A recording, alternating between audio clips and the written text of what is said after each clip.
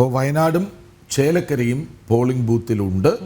സജീവമായി വോട്ട് രേഖപ്പെടുത്താൻ വരുന്നുണ്ട്. വയനാട്ടിൽ തണുപ്പുണ്ട്. മാത്രമല്ല അടിച്ചേൽപ്പിക്കപ്പെട്ട തെരഞ്ഞെടുപ്പിൻ്റെ പ്രതീതി ആദ്യം അരമണിക്കൂറിൽ കാണുന്നുണ്ട്. പക്ഷേ സ്വാഭാവികമായും വോട്ട് രേഖപ്പെടുത്താൻ ആളുകളെത്താൻ സാധ്യതയുണ്ട്.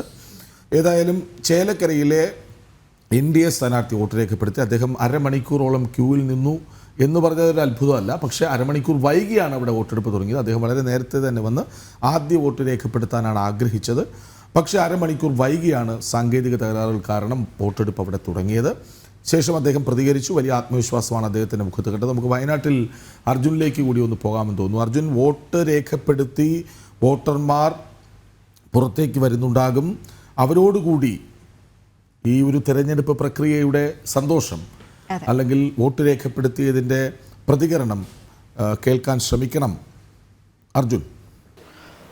തീർച്ചയായും അത്തരത്തിൽ തന്നെയാണ് നമ്മൾ ഇനി വരുന്നവരുമായിട്ട് നമ്മൾ പ്രതികരണം എടുക്കേണ്ടതുണ്ട്. അവരുടെ എത്തരത്തിലാണ് ഈ വോട്ട് അവരുടെ സന്തോഷം എന്നുള്ളത് നമുക്ക് അറിയേണ്ടത്. സ്വാഭാവികമായിട്ടും ഒരു ഉത്സവം തന്നെയാണ് ഇന്ത്യയെ സംബന്ധിച്ചിടത്തോളം, ഭാരതത്തെ സംബന്ധിച്ചിടത്തോളം വലിയൊരു ഉത്സവം തന്നെയാണ് ഈ തെരഞ്ഞെടുപ്പ് എന്ന് പറയുന്നത്. അത്തരത്തിലുള്ള ഒരു തെരഞ്ഞെടുപ്പ് തന്നെയാണ് വയനാട്ടിലും എത്തിയിരിക്കുന്നത്. എന്നാൽ ഈ തെരഞ്ഞെടുപ്പ് ആവശ്യമുള്ളതാണോ എന്നുള്ള ഒരു ചോദ്യമാണ് ഇപ്പോഴും ആളുകൾ ഉന്നയിക്കുന്നത്. ആവശ്യമുണ്ടായിരുന്ന തെരഞ്ഞെടുപ്പാണോ, അടിച്ചേൽപ്പിച്ച തെരഞ്ഞെടുപ്പല്ലേ എന്നുള്ള ഒരു ചോദ്യമാണ് ഏവരുടെയും ഉള്ളിലുള്ളത്. അങ്ങനെയെങ്കിൽ ഇത് ഏത് തരത്തിലേക്കായിരിക്കും ഈ തെരഞ്ഞെടുപ്പ് പോകുക, അല്ലെങ്കിൽ ഏത് തരത്തിലായിരിക്കും തെരഞ്ഞെടുപ്പിൻ്റെ മാറ്റം എന്നുള്ളത് നമുക്ക് മനസ്സിലാക്കേണ്ടി വരും. ഓരോരുത്തരായി വോട്ട് ചെയ്ത് ഇറങ്ങുന്നുണ്ട്. നമുക്ക് അവരോട് തന്നെ ചോദിക്കാം. അമ്മ, വോട്ട് രേഖപ്പെടുത്തിയോ?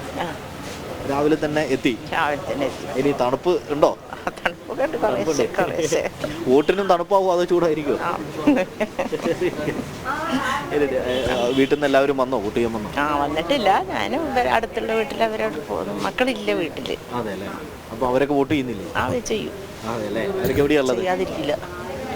അവരൊക്കെ ഞങ്ങളെല്ലാം ഒരു വീട്ടിൽ തന്നെ ഉള്ളത്. പക്ഷെ മക്കൾ നല്ല മേപ്പാടി പോയതായിരുന്നു. വന്നിട്ടില്ല.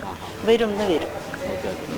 തീർച്ചയായും അത്തരത്തിൽ തന്നെയാണ്. രാവിലെ എത്തി വോട്ടൊക്കെ ചെയ്തു. കുടുംബം അടക്കം എല്ലാവരും എത്തും. അല്പസമയത്തിനകം എത്തുമെന്നാണ് പറയുന്നത്. അങ്ങനെ പലരും വോട്ട് ചെയ്യാനുള്ള തയ്യാറെടുപ്പിലാണ് ഇപ്പം നമുക്ക് കാണുവാൻ സാധിക്കും. ഇപ്പോൾ ആളുകളൊക്കെ എത്തി തുടങ്ങിയിട്ടുണ്ട്.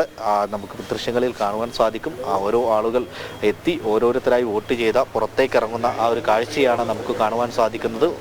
അത്തരത്തിൽ കൂടുതൽ ആളുകളുടെ പ്രതികരണം നമുക്ക് വാങ്ങുവാൻ കഴിയും. നമ്മളൊരു ലോട്ടറി കച്ചവടം. ചേട്ടാ, എങ്ങനെയുണ്ട് കച്ചവടമൊക്കെ? ലോട്ടറി കച്ചവടമൊക്കെ എങ്ങനെയുണ്ട്?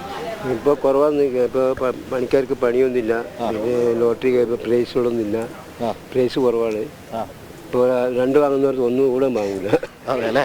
എങ്ങനെയുണ്ട് തെരഞ്ഞെടുപ്പ് ചൂടൊക്കെ ആയി തുടങ്ങി?